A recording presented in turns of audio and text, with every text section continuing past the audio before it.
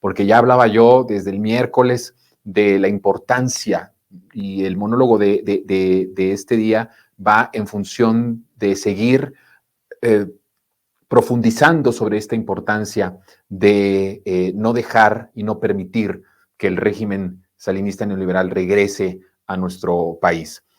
Porque también hemos explicado y hemos dicho cómo los espacios de transformación y que hay en los países, esto nos lo enseña la historia, no solo nuestra propia historia, sino la historia de nuestra región, de América Latina, son pequeños lapsos de tiempo en donde hay transformación y es tal vez nosotros podríamos inaugurar el salirnos de la tendencia, ¿no? De que llegan gobiernos de izquierda progresistas que hacen grandes transformaciones y después llega la derecha, pero una derecha mucho más violenta, mucho más ultra, mucho más incluso ya rayando en una derecha neofascista, y el peligro que esto conlleva para todo lo que se ha logrado en tan poco tiempo de la transformación y bueno, el peligro que se tiene para nosotros como ciudadanos, como pueblo.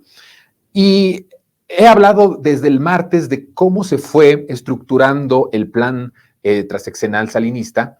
También he hablado del punto importante que significó la parte política, la reforma política que llevó a cabo Salinas de Gortari, que todavía, y lo dije en esta semana, nos arrastra, porque todavía sigue siendo las bases de esa reforma política electoral que sucede en 1989, todavía sigue siendo la que nos rige de cierta forma. Y también ya hablamos de la ley minera salinista, que es así, sigue estando vigente, sigue siendo la que rige toda la parte de la minería desde 1992. De tal forma que ahora vamos a ir hablando de un proceso también económico muy importante y muy interesante, que es el sentido de la empresa pública, de cómo se fue empezando a privatizar todos y cada uno de los aspectos de lo público. ¿Cuál era el objetivo de las privatizaciones?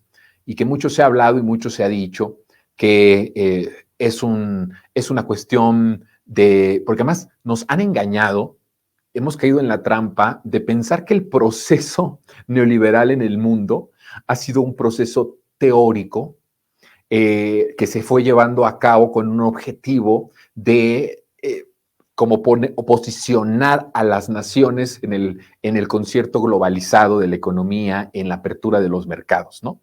Nos han venido a vender esas teorías o esos hechos como si fueran reales, pero en realidad no son de esa forma. Ni siquiera tenían que ver con la apertura de los mercados. Lo que hoy quiero hablar y lo que quiero explicar un poco fue la aceleración a partir de Salinas de Gortari, en una aceleración inédita, histórica. Por eso he hablado de cómo fue armado este proyecto de una forma muy minuciosa, muy estratégica, muy bien elaborada, porque a partir de 1988, aunque ya había venido un proceso de privatizaciones desde 1982, pero ya la apertura completa de los bienes de la nación entregados a particulares empieza aceleradamente en 1988. ¿Por qué? Porque la intención de Salinas de Gortari, que era parte de ese plan, era acelerar la creación de la oligarquía mexicana. Yo dije desde el martes que la creación de oligarquías que Estados Unidos empezó a promover en Europa y en toda América Latina, por supuesto incluido nuestro país, tenía una estrategia de la repartición del pastel del mundo. Estados Unidos iba a ser el que se repartiera más del pastel.